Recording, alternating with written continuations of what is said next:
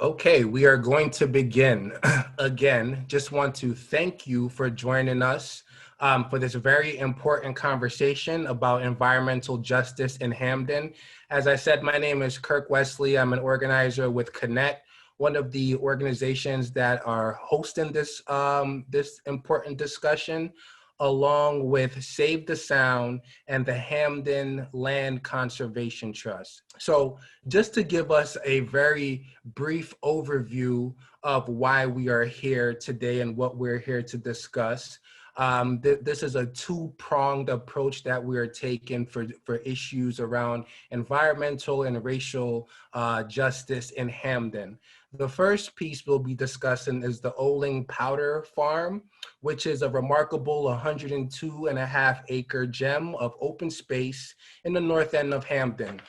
In the Newhall neighborhood section. It's owned by the Olin Corp, but has been unused since the 1970s.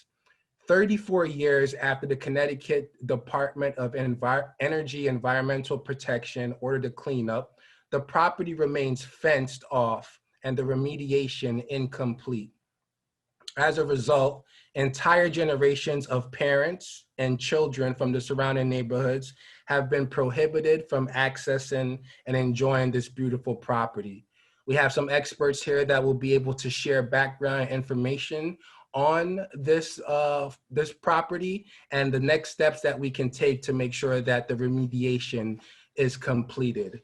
And the next topic that we will be discussing is the sinking housing foundations in Newhall. I'm going to give you a brief timeline as to how we've gotten here and to how we will move forward with this issue. So during the late 1800s and early 1900s, the Newhall neighborhood was an inland wetlands marsh system that served as a town and industrial dump filled with garbage. In the first half of the 20th century, the Hamden neighborhoods of Spring Glen and Whitneyville expressly prohibited the sale of homes to people of color. Mid-century, the marshes filled with toxic waste served as the bedrock for affordable ranch homes that were marketed to African Americans, working class families. A decade ago, this neighborhood lived through the massive construction disruptions and loss of a middle school following the necessary environmental cleanup of this toxic legacy. Many of these Newhall homes still suffer severe settling and structural damage and an inevitable outcome from having been constructed on top of garbage, fill, and wetland soils. People's yards have been remediated, but the damage has not been rectified. On July 21st, 2020, the State Bond Commission approved $4 million for the foundation repairs in Newhall. Now we need to make sure that at least 80% of these appropriated funds go directly to the homeowners. The process of funds distribution should be transparent, accessible, and informed by the homeowners themselves. So these are the issues that we will raise up today in front of you. And we have a very esteemed panel to discuss these issues, who I will introduce right now, starting with Justin Farmer, who is a Hamden Legislative Council member and community activist. We also have Kurt Johnson, who was president of Save the Sound. And in addition to his regional environmental leadership, he is the former president of the Hamden Land Conservation Trust and an active member of Spring Glen Church, a member of CONECT. Shout out to Pastor Jack. Martin Dodd, who's an attorney and expert in contamination, brownfield remediation, and risk management. We have Amy Blaymore Patterson, who's the executive director of the Connecticut Land Conservation Council, which advocates for land conservation, stewardship, and funding, and works to ensure the long-term strength and viability of land conservation in Connecticut. We also have Elizabeth Hayes, who's a longtime activist in the Newhall community. And we have Bob Patterson, who's been a community activist in Hamden for 20 years and a member of the Hamden Land Conservation Trust for 8 years. He is currently the treasurer of the trust. So we thank this esteemed panel for joining us tonight. And with that, I'd want to start with the ecological and community value of the Olin Powder Farm by Mr. Kurt Johnson. And before he begins, I want to remind you folks that this property is privately owned, and Kurt will be sharing a slide with us. Hopefully y'all can see the screen. And the Olin Powder Farm is indeed an ecological gem that has so many benefits for southern Hamden and Newhall. 102 acres. It's really the lungs of the community. All those trees, all that marsh, all of that natural area cleans and purifies the air. But unfortunately, people have not been allowed on it, as Kirk said, for at least 35 years. This is the location of the powder farm. As you can see with my cursor, Newhall, the community of Newhall, neighborhood of Newhall is down here in the southern section. The Whitneyville neighborhood extends all up in the immediate, I guess this is east and north. Dixwell Avenue neighborhood is over here. And up on the top is Spring Glen. So one of the things that Justin and I have been talking about, which is beautiful about the powder farm, it's got the potential of being a hub for all of these neighborhoods with lots of opportunity as well. It has 5 different ponds on it, beautiful ponds. One of the unique ecological features is that in at least one area of one of the ponds is a floating bog, which is extremely unusual for southern New England. It's more the typical kind of ecological feature you might see up in Massachusetts or Maine or Vermont. So the last public walk was organized by the Land Trust back in 2013. Again, as Kirk said, this property is owned by the Olin Corporation. For those of you who grew up around New Haven, the Olin Corporation took over Winchester. Winchester was an enormous munitions operation, and they used part of this property, which has actually been sold, as the location for testing their machine guns out on the property and storing powder on the rest of the property itself. I'm going to leave the contamination issues to Martin Dodd to talk about.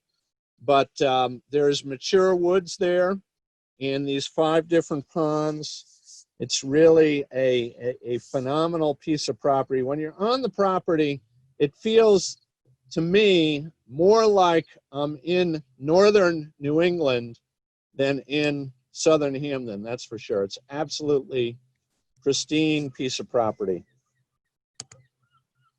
Again, some of the features here. One of the really interesting features that you can see in my bottom cursor is that there's already a road trail system that rings the property and rings all of the ponds. It was set up by Olin to move gunpowder throughout the property. And with very little work, it could become a really beautiful connection to the rails to trails system there in Hamden, moving north. I'm just going to read a tiny bit from part of the letter that you can sign on to the Connecticut DEP. We are asking both organizations to sign on to the letter, asking our DEP commissioner to prioritize remediation of this property. It has been sitting for 35 years with a small burst of remediation that occurred in the mid-80s into the mid-90s. Remediation has stopped. So the call to action to the Connecticut DEP, if you're an organization, is to sign on to our DEP commissioner, and as an individual, you can sign on to the commission, onto the petition, excuse me. which is available here. But this is part of the letter to the DEP commissioner. We're reminded of the words of Robert Bullard, famous environmental justice advocate. His words resonate today. The middle class is demanding urban hiking trails and bicycle lanes, while the poor don't even have a way to get to the store. With childhood obesity higher among low-income minorities, their communities could also benefit from a hiking trail, a park, or a bicycle lane, or access to fresh, unprocessed foods instead of convenience stores, liquor stores, and fast food outlets that saturate low-wealth communities. But those are amenities, not givens. We need to connect our communities so that we can have a healthy, livable region, not just a gentrified area of the city that's gone green. That's from an interview that he had with The Sun on May 2012, quoted in the letter to the Connecticut DEP. So again, I call on all of you, if you're part of an organization, to sign on to this letter that we hope to get up to the Commissioner Dykes in early fall, and as an individual to sign the Powder Farm petition. Thank you very much. Thank you, Kurt, and we really appreciate the information that you just shared with us. Want to circle back to Justin to see if we're able to get some sound from him, if possible. Justin Farmer.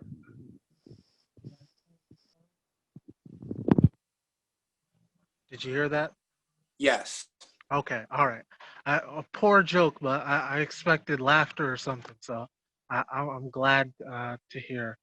I, I was gonna say that I'd be remiss if I didn't mention all the things that have been going on in our country over the last couple of months, whether it be coronavirus, whether it be the national protests that continue, or the violence that has come out of it.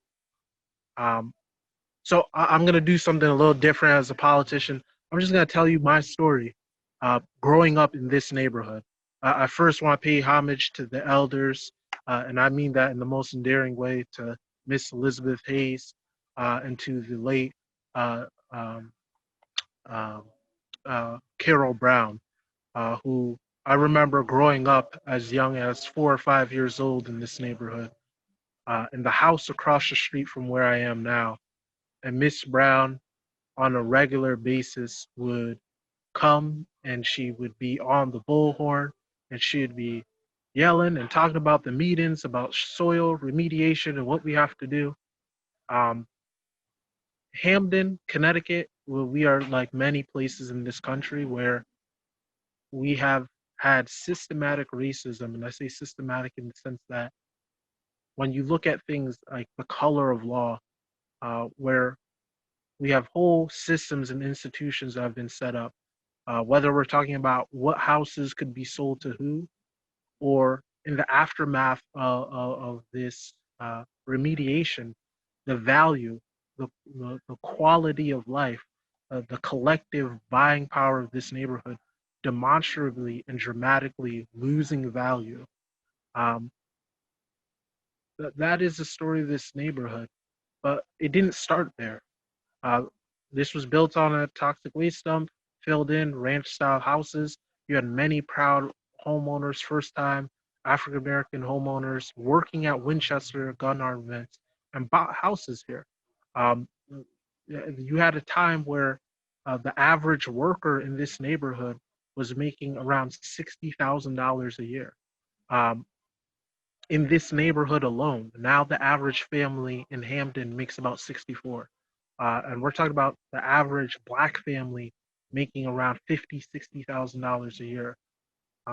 As the Winchester gun armaments closed in 1970s, the descent decree for this property was in 86. I was born 94. And over the last 26 years that I have seen, um, we have had an inability to talk about and connect the environment to the institutions and how our community works. So on top of this being a community like many other first in need communities in the nation, like many other communities that have poverty, this is a food desert. It's a overdeveloped community. It's a community that initially was sought after, and then as capital flight, or more importantly, white flight happened, as people were able to move up the economic scale, and we had our systems and institutions, uh, whether we're talking about the GI Bill or other such things that excluded people of color, that allowed white people of wealth to move out, and then poorer communities, mostly Black and brown people, to move in. Um, the health rates over here, whether we're talking about asthma, whether we're talking about how this community is in 4 flood zones, whether we're talking about how most people in this community did not know 100 acres of land with forests, 4 beautiful lakes, uh, a path existed in our own backyard, is that history that we often don't talk about. So in summation, I'm excited about this as we struggle to figure out how we support each other as a community and how we bring each other together. This is very much the starting of a visioning process of how we restore those relationships, and that's fundamental to the grounds that we're on. And we have an opportunity to potentially have a park or some other parcel that's open space where community can come together to be in nature, to talk about the issues. This community is unique in the sense that it has this parcel has the ability to right all the wrongs that we have. But when you're on the property, not that I have been on the property, or maybe I have, um, it is uniquely quiet. It is one of the most serene places that I've ever been to. Um, and to have that juxtaposed between an industrial community where I sit right now, there are 2 factories across the street from me, and my childhood home is now an empty plot of land because, like many houses, it sunk into the ground and had to be demolished. So we have the ability to build something new. We have the ability to work as a community, and we have the ability to give something that we always see that we want: a safe place for our kids to play, a place for them to learn about their natural habitat, a place to fight obesity, a place that allows them to have fresh air, and a place for them to learn and grow together. So I'm very excited about this, but we have to come from the context that if we are going to right these wrongs, we have to explicitly name what it is. And environmental racism has played out in this community for the last 35 years. And I'm excited to partner with everyone, especially in the last thing, especially with Save the Sound, which I happened to intern at, and it happened to be my first internship. So it's a beautiful partnership to come back around and be that young kid hearing Miss Carol Brown on the bullhorn to now being one of the leaders to move on to the next steps of bringing. Excellent. Thank you so much, Justin, for giving us that overview and that context as a legislator, a representative, and just a young person. So thank you so much, Justin, for that great overview. And with that, we want to move to the contamination of the Olin site. And we are going to bring up Mr. Martin Dodd to speak about that. Mr. Dodd. Thanks, Kurt, and thanks everybody for joining. Kirk, Kurt, and Justin, I think did a great job putting this property into context. I'm going to focus a little bit more on the technical side, but I would like to reiterate what everyone else has said, that this is a truly unique property. The word I like to use for it is it could be a blessing. It is a blessing, and it should be a blessing to the community to gain public access to this. Although there is a linkage between the contamination and the remediation that occurred in the Newhall neighborhood with this site, the site conditions at the powder farm really are quite different. And the contamination was discovered in both areas about the same time. And Connecticut Deep made a decision along with Olin Regional Water Authority that the remediation of the neighborhood, because the people were living there, there was an opportunity for, exposure, that should be prioritized, and that made sense. A lot of work was done, a lot of money was spent, a lot of hardship was endured by the community. That is well underway, although as we know, there are still lingering issues, but the remediation, the technical environmental remediation of the neighborhood is largely complete. And now it is time to turn our attention back to the powder farm, and that is what Deep originally said. Let's prioritize it. Kurt pointed out, how the property was used largely for powder storage, but essentially the contamination dates from the 1930s to the 1950s. Olin manufactured batteries, and they did dispose of battery waste on site for about a 20-year period. They also disposed of certain solvents.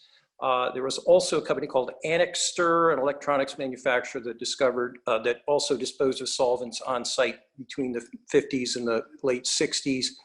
Contamination was discovered in 1986. Olin entered into a consent decree and undertook a fair amount of remediation. They excavated the most seriously contaminated soils. They did what's called a soil vapor extraction process, which is a way to remove solvents and organic chemicals from the soil. And they also put in place a very extensive network of groundwater monitoring wells. The information we have so far is that the contamination on site, we've got 102 acres here, is really limited to a 5-acre site right at the end, the southern end of the property. And so it really is potentially the remediation of this property may not be as complex as we think. I think what we need is additional characterization to ensure that the whole site is in fact clean, and then some remedial approach to the southern end, or segregating the southern end from the rest of the property. But the issue that has really stuck here, why this property is really gone nowhere, why no one can move forward, is that there's the uncertainty over the environmental circumstances on the site.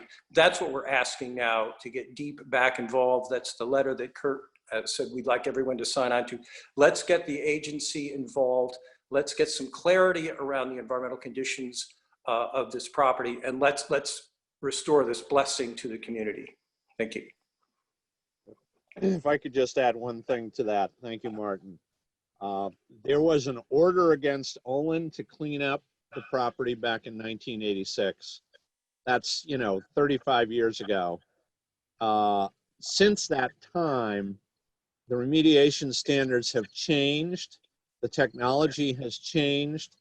That order is really outmoded. So what we're asking the commissioner to do is to prioritize the cleanup and issue a new cleanup order to Olin, so that it starts the process moving towards cleaning up the property. That's correct. Excellent. Thank you so much, Martin and Kurt, for that very descriptive call to action and steps that we can take to be able to combat this contamination. Moving in the agenda, we are going to talk about contamination in our community and the sinking foundation issues, and we're going to raise that up with Miss Elizabeth Hayes. Good afternoon. I am so delighted to be here, and I am thankful to Kurt and the CONECT and the Land Trust, Land Conservation Trust, and sponsoring this conversation about the contamination or the foundations that are eroding. And I've discovered some other areas where Olin had stored the lead, dug out part of Mill Rock Road, there's a mountain there where they had dug out and stored the lead for the bullets. And now those homes, I think they were built in 1982. Now those homes have structural damage. And it's because of the erosion from the mountain. The trees are, you can see the roots of the trees, even the main root of the tree, and the trees are actually leaning over onto the condominiums. So I had a couple of people from the community approach me to see if their homes could be part of this remedy. And I can't, I don't have any authority to make any changes to the bonding commission, how to spend the money, so forth and so on. Anyway, I contacted Representative D. D'Agostino about adding, if it's possible, to add these homes into the mix. And I can report that he was very positive. He said, yes, but it has to be part of the scope of work when Dale Croup, we will be working with Dale Croup as the director of the Hamden Economic Development Corporation. So if he could make that part of the scope of work, when he developed the scope of work to get the work done, and that he will see if he has a problem, bring it back to him and see if we can add additionally properties that are having structural damage. On last week, I visited a home. The resident or the owner of this home, he's 98 years old. His name is Henry Blue. He lives on Shelton Avenue. He doesn't get around like he used to. His mind is kind of here and there, but he still loves to hug you. He loves that. One of the problems that I found in his home, the flooring is lopsided. It's uneven. So that poses a problem for him when he's walking, trying to walk. So I would like for his home to be at one of those homes that will get repaired or get the floor level so that Mr. Blue will be able to walk with relatively some ease. There are other homes in the community that needs to have repairs done. And all of this came about, we had started it doing the remediation, but some of the people were not satisfied. The work was kind of shoddy, half done. We would like to go back and try to remedy that, make the people feel that they've been made whole in this long-standing ordeal. So I am going to continue to work with the community to see if we can get the resolution that they deserve. That's it. Thank you. Thank you, Ms. Hayes, and thank you for your years of activism in the community and the great work that you've done to bring awareness to this issue. Your work is truly appreciated. And with that, we'd like to move to urban land conservation in practice, and we'll have Ms. Amy Patterson raise this up for us. Ms. Patterson. Thank you so much. And thanks so much for having me here tonight. Again, I'm Amy Patterson. I'm the Executive Director of the Connecticut Land Conservation Council, or CLCC, which is the umbrella organization for the state's land conservation community. And we work most predominantly with the state's land trusts. Before I get into some examples of urban land trusts in Connecticut or land trusts that might not be urban, but do work in more densely populated areas, I wanted to give you a very quick primer on land conservation in Connecticut, because I think it's really important to put this project in particular in that context, because this is a significant piece of land. In Connecticut, by statute, there's a goal of protecting 21% of the land area. By policy and the state's green plan, that goal is, the target date to meet that goal is the year 2023. everyone agrees that that is just not going to happen. We're about 75% there, but the pace is not going to get us there in time. And so we have to keep moving along as quickly as possible, ramping up our land conservation efforts to make sure that parcels that are of significant quality are not lost forever to development. Land conservation is a very collaborative effort. It's also one that takes a lot of time. Partners are often local, state, and federal government, as well as our land trusts. In Connecticut, we have over 130 land trusts, and a land trust is a nonprofit organization whose mission is to conserve land forever or in perpetuity. And that's a huge responsibility. And in Connecticut, we have a very active and robust land conservation or land trust community.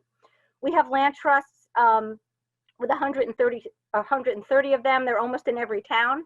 Some of them are small single town land trusts. Others are more regional or multi-town in scope, and still others are statewide. We have them in our most rural corners right through to our urban centers. So we are well covered in the state of Connecticut when it comes to the land trusts. And if I didn't say it, 130 plus puts us number 3 in the country for the number of land trusts per state. So Kurt and Justin did a really nice job of talking about the benefits of land conservation and particularly urban forests for communities.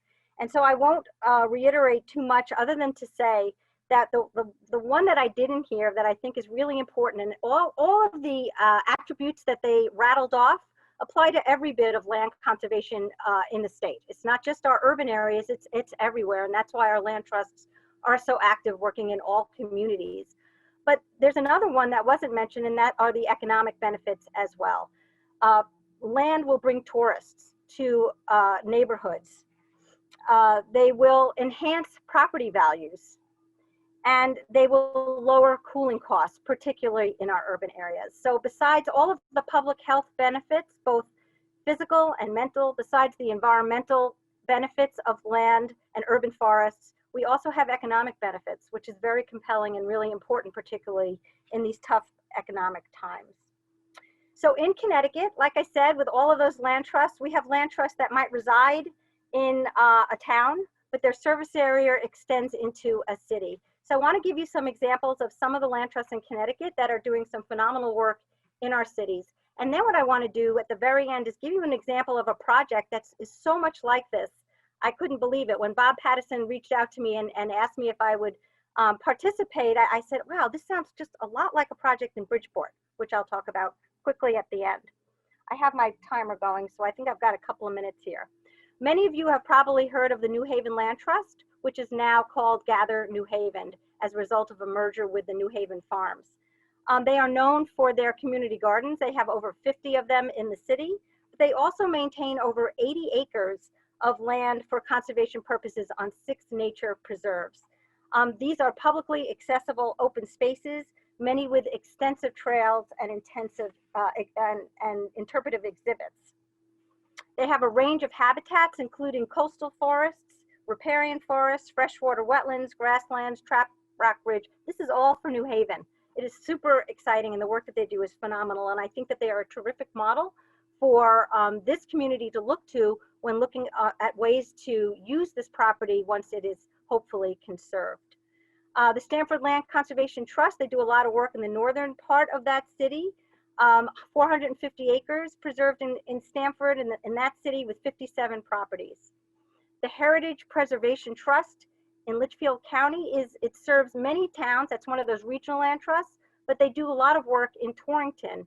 And I was lucky enough to go to a ceremony at the Co-Brass property on Church Street, had a dam. It is the last vestige of the brass industry in Torrington, 12 acres. And it is a wonderful area right in downtown Torrington. Wintonberry Land Trust in Bloomfield, they have conserved 285 acres, and they have prioritized parcels which help to build connections right to the downtown area. And then up in Talon County, this is not an urban land trust, but what's interesting about the Northern Connecticut Land Trust, another regional land trust, is that when they had an opportunity to conserve 17 acres in the Rockville portion of the town of Vernon, where I happen to reside, they jumped at it. And that isn't, talk about an oasis. It's an old mill town, And right in the middle is this beautiful wooded 17 acres. So that's just some examples of the land trusts in Connecticut that are doing this kind of wonderful work in urban areas as well. We also have some organizations in the state that are not land trusts, but they partner with land trusts, as I had alluded to before. The Trust for Public Land is a national land conservation organization. They don't hold land, but they facilitate land conservation transactions, working in partnerships with all of the groups that I had enumerated before, including land trusts.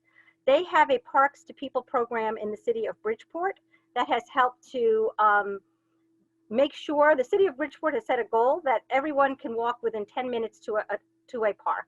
And one park that I can highlight is the Johnson Oak Park on the city's east end. Knox Inc. in Hartford, they do a lot of tree planting and community garden as well. And then one more group that I wanted to highlight, and I say these because I think these are terrific groups for you to look to when you are looking for models on how to work with different stakeholders on conserving the land, like this particular piece in Hamden. The Friends of Keeney Park, it's not a land trust, but it's one of those partner groups as well as the Keeney Park Sustainability Project. Keeney Park is 693, another oasis parcel in Hartford with which has a diverse park system offering trails, and there are plans for about 15 acres of trails. So let me see how much time I have left here. Oh, I have no time left, but I'm going to quickly go through, indulge me for 1 second, because I really want to talk to you about Remington Woods. This is a 422 acre forest with 347 acres in Bridgeport, 75 acres in Stratford. It has a 23 acre lake, wetlands, forest, and meadows, vibrant habitat for wildlife. It was early on owned by Remington Arms for munition testing park, and it has remained undeveloped as a live ordnance field called Remington Woods. It's now owned by DuPont and Dow, and it's not open to the public, and plans are reportedly to develop this property. The environmental cleanup is due to be completed in late 2020, and the fate of the woods has yet to be decided. So the residents there would like to see this particular land conserved for park purposes, just like this Olin Farms property as well. There are strong community groups that have stepped up. Sierra Club Connecticut has stepped up. Representative Joe Gresco has stepped up as well. So I urge you to check out saveremingtonwoods.org.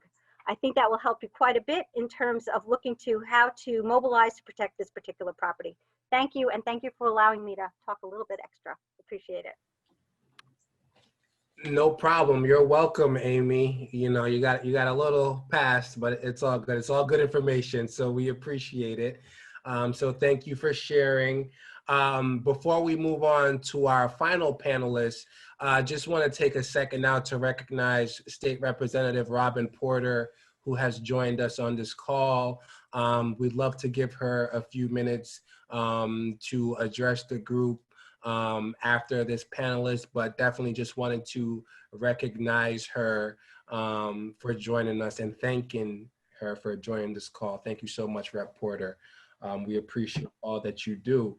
Our final panelists this evening will talk a bit about local land conservation options, and that is Mr. Bob Patterson. Thank you. It's great to be here, and it's also great to see a lot of Hamden Land Trust members joining up here tonight as well. For those who don't know, the Hamden Land Trust was actually started 51 years ago in 1969 with the express interest in making the Olin Farm open space. The trust has pursued this on and off all these years as issues and interests have grown or waned, and now with this newfound community and organizational interest, we're really pretty excited to push this to the next step. We've waited 50 years, so if it takes a few more years, I think we'll be okay with that. The mission, for those who don't know, of the Hamden Land Conservation Trust is to promote and preserve open space in Hamden and to educate the public about conservation issues. We have, in non-COVID years, we have meetings with speakers. We do organized walks with specialists on our properties and elsewhere. So we're very active in the town of Hamden. And to that end, I'm here to represent the trust and listen to everybody here, the residents, the groups, the specialists in land conservation, so that we can better navigate our way forward as this property gets developed. Like everybody else here on the panel, I would also add, excuse me, that this property is a real jewel. And we think not only for Hamden, but possibly regionally as well. You know, it's very close to New Haven. The whole southern part of this area could make use of this property. I think Amy alluded to the fact that open spaces attract people, and people invariably end up spending money and visiting and bringing new energy to spaces. So that's all good. As an urban park, we also understand that there's some particular management issues, and that's part of our interest. And that was our outreach to Amy, to find how other urban areas are managed, because an area like this is quite a bit different than something in rural Connecticut, for instance. But on the other hand, you only have to look a few miles away to East Rock, which is an amazing property and also very urban. It's surrounded by mixed neighborhoods of all types. It also has commercial properties at the base of it in some areas. And that park's actually managed pretty well. And I think anybody that visits there understands what a jewel it is. So we're pretty confident that we can help the direction or to manage this property as we go forward. The ultimate use of it and how it's set up, it's going to depend on all of us here as we go forward. But the Hamden Land Trust is really in a place to assist in a lot of ways, I think. I would also add one last note that on our website, if you jot it down, it's www.hlct.org. We have a page on the powder farm, and we have 2 PDFs that you can download and review. They're pretty big. They were done in 2004 by the Yale School of Forestry, and they're very comprehensive overviews of this property, of the flora, the fauna, just about everything you can imagine or might want to know about these properties you'll find in these documents. And there's a summary which also talks about ideas on how this property could be used and managed. So again, check out the website, download these PDFs if you're interested in really getting a full understanding of the breadth of this property. Thanks. Thank you, Mr. Patterson. So we are going to have a call to action with Justin Farmer. Justin? Thank you. You know, we've heard a lot from people tonight about the property, and we've talked a great deal about it, but it's important that our words don't fall on deaf ears, that Commissioner Dykes, that deep understand that we have the opportunity to preserve this property. I have a vested interest because my family has bought into this community. My mom immigrated here 30 years ago, bought a house here, like many other people, has put tens of thousands of dollars into this. And, you know, if we don't seize this opportunity to make the change that we need, we are leaving people out. So behind me is my home, and behind me now is where I used to live. It's now an empty field. It no longer exists, and the house fell. People were displaced. And the unfortunate thing is that this continues to happen, that there are people who have homes where literally they cannot put a pencil on the ground, because if they put it on the middle of the floor, it will roll to one end or another. So it's important that we got the funding for the foundation. The next thing is healing the actual land. And that requires us writing those letters to Commissioner Dykes, referring this video when it's out to your friends and family, and talking about what we can achieve and what we can build together. Thank you so much, Justin. And thank you so much for the aesthetics of the view of showing us, you know, where you are and where we stand literally. So as you see on the screen here, there's more ways that you can get involved and be engaged. We encourage you to really use these resources to help to push this issue forward and build the groundswell necessary. We're going to move to the Q&A portion of the program. We want to appreciate everyone who has been commenting in the chat box. It's been very active, so we appreciate the questions.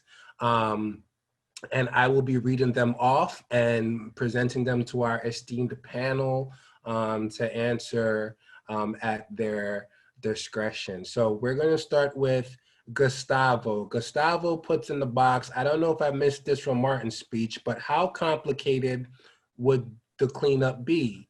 For instance, how long would it take to complete the cleanup? Martin or Kurt? Yeah, I can start with it. You know, I think we have some lack of information, but I do believe that this site, as I said, would not be like the Newhall neighborhood. It's a limited area within the site. There doesn't appear to be groundwater involvement. So if everyone was motivated to get it done, I think it could be done relatively, or actually, this is in the grand scheme of things, a pretty simple cleanup, and it could be done relatively quickly if people really wanted to get it done. Excellent. Thank you so much. Next question is from Eliza Caldwell. Are any bioremediation strategies being considered? I know they won't work in all circumstances, but they may be less obtrusive with certain types of contamination. Yeah, there really is no prescribed remedy on this site at this point. Although there has, I think, given that the groundwater is clean and that there was, solvents on site, bioremediation is obviously taking place naturally. But as I said, there is not a prescribed remedy at this point. But that is, a potential possibility if, we need deep to put together an order, work with Olin to get it done. But that could work. Great. Anyone else want to chime in on that? Okay, great. Cool. We have a question from Ms. Denise Terry. Has there been a study of cancer rates in the area? That's a very good question.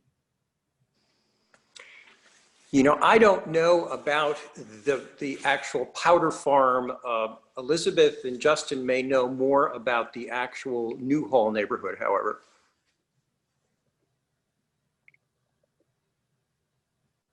Say that one more time.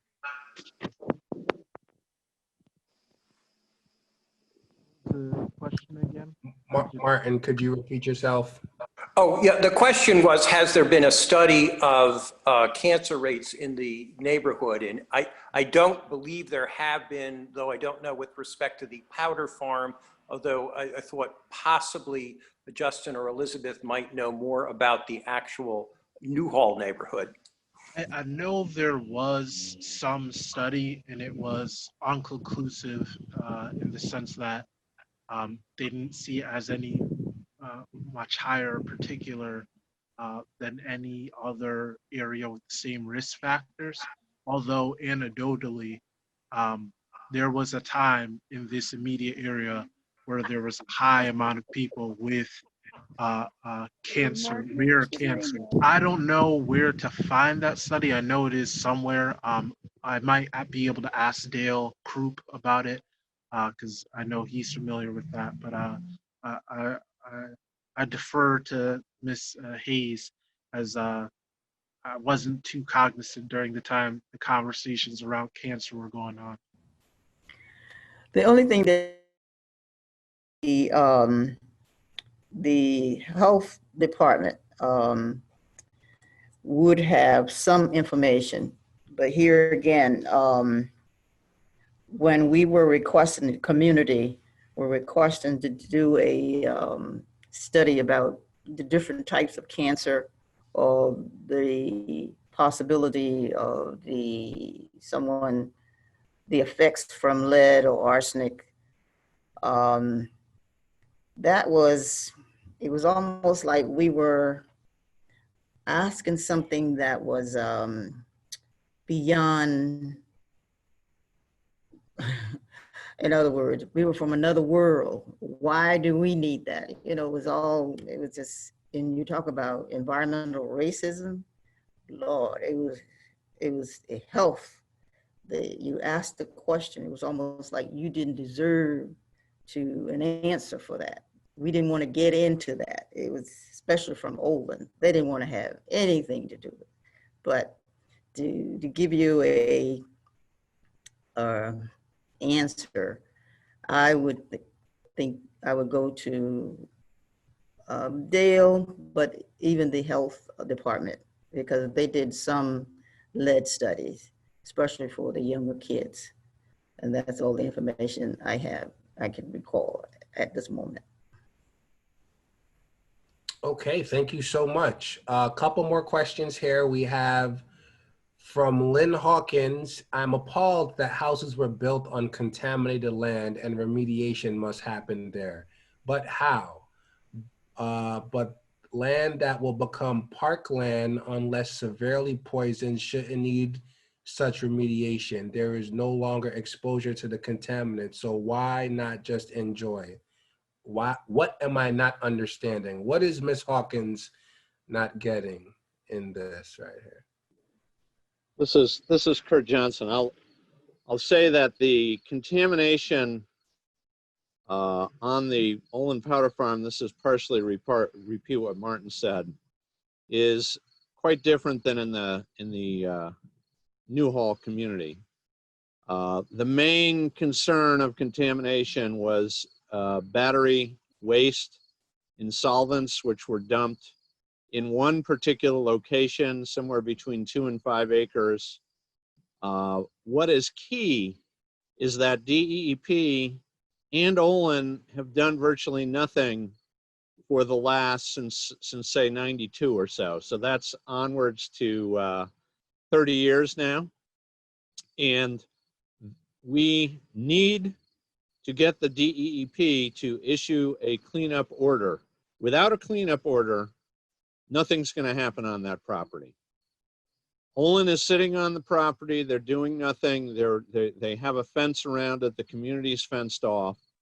Until the order is issued and the remediation study is completed and we find out exactly what areas of the property are uncontaminated and come, enforce a plan from Olin to clean it up, it will remain fenced in and unavailable to people, this 102 acre gem. So the key, again, is to work with us on the sign-on letter. If you're an organization, please sign on. If you're an individual, please sign on to the petition. And our goal is to meet with Commissioner Dykes this fall and really put the question to her, will she put this as a priority? And Elizabeth Hayes, I just wanted to ask you if there's a call to action for people related to the foundation work. We heard really clearly that we want a transparent effort, and it's now in the hands of the Hamden Economic Development Corporation. Do you want to just give any sense of whether there's anything right now you'd like people to be doing? We're trying to put together a forum for the community so that we could get the word out as to what it is that we are proposing to do, and also find out who may have issues or problems with their foundation that I don't know about. And because of the COVID-19, I'm a little reluctant to go from door to door, checking on people. And a lot of these people I do know, and a lot of them have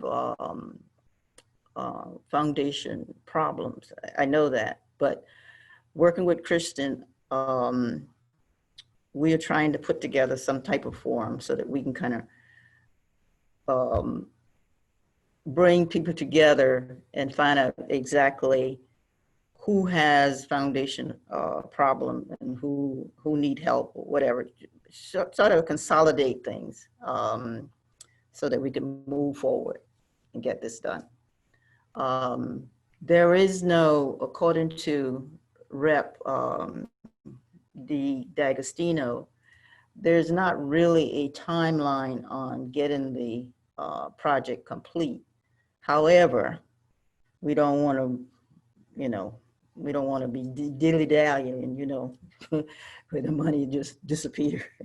So I think in the next couple of weeks, we're going to be able to put some timeline on when we're going to have the next meeting or when we will have that forum for the community.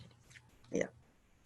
I would just add that's something that anyone conscious or interest wants to do is writing to the Hamden Economic Development Corporation and asking them to make sure that we're centering people's voices, and that if we're going to do bids for contracts, that we're making sure that the community is part of that process before we start to hire vendors to do services, because this money, 80% is for the community directly. So I think the community has the ability and the right to vet what vendors will be working in the community.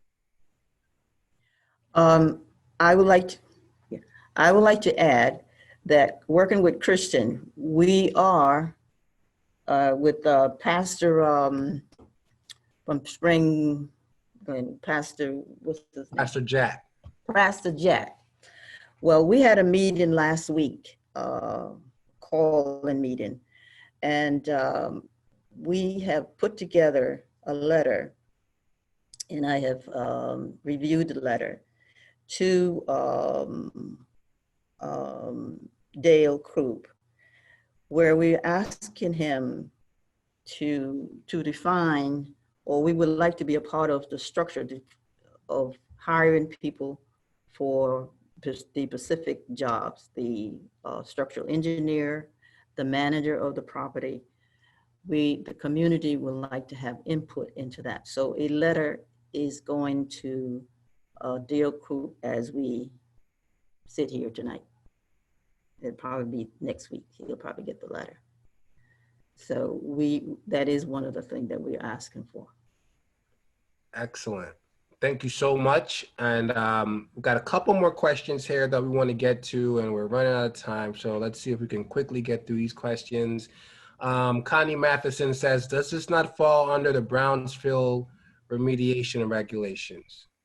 It might. Typically, that applies to redevelopment of a property as opposed to just cleaning it up for open space. But to Kurt's point, there are new cleanup programs, new standards that weren't available in 1986 when the consent decree was entered that could make and streamline this cleanup and make things go faster. Excellent. Thank you. Also see that Hamden DTC Chair Sean Grace is here. So we want to thank you for joining us, Mr. Chairman. We have Colin from the New Haven Independent who asks, who will fund the cleanup, and do you need to convince the Olin Foundation to cooperate in these efforts since it is a private property? So this is Kurt Johnson. Under state and federal law, Olin is responsible for the cleanup. They could certainly, if they have an order to clean up and it's a new order, they could certainly partner with other groups to do it, but the corporation is wholly responsible for the cleanup costs. Excellent. Thank you so much. And then we have Diana Nugent, who says, has there been any soil testing specifically for lead contamination from the manufacturer and disposition of batteries in Los Angeles? A battery recycling disposition plant caused lead contamination to the local communities that are still facing exposure decades later. So has there been any soil testing done on this? Yeah, there was soil testing done way back in the 80s and early 90s. I don't think anything has been done recently. The most contaminated soils were excavated way back then. I don't think there's recent data, but we do believe that, and there's no reason not to believe that the any lead that may be on site is staying on site. It is not mobile and not leaving the site. And I think people should feel comfortable. You may live near this site not to worry about the environmental conditions. They seem to be very well contained and not mobile. If I could add just one other feature of this property, which is extremely important. Those 5 ponds are linked. They flow north and they flow directly into Lake Whitney. Lake Whitney is a public drinking water supply. All of us in this area drink water at times from Lake Whitney.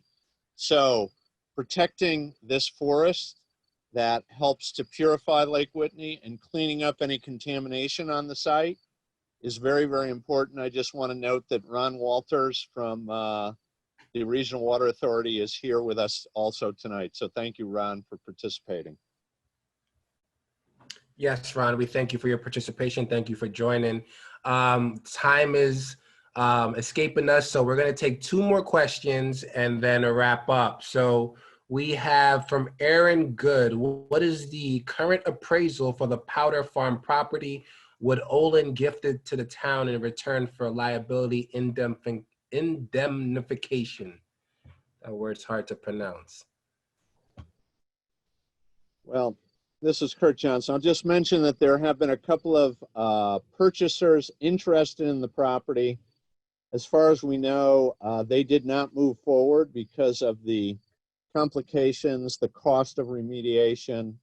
And we've also heard because DEEP, frankly, has not prioritized the cleanup and has apparently told one of the developers that they wouldn't spend time helping them on the cleanup.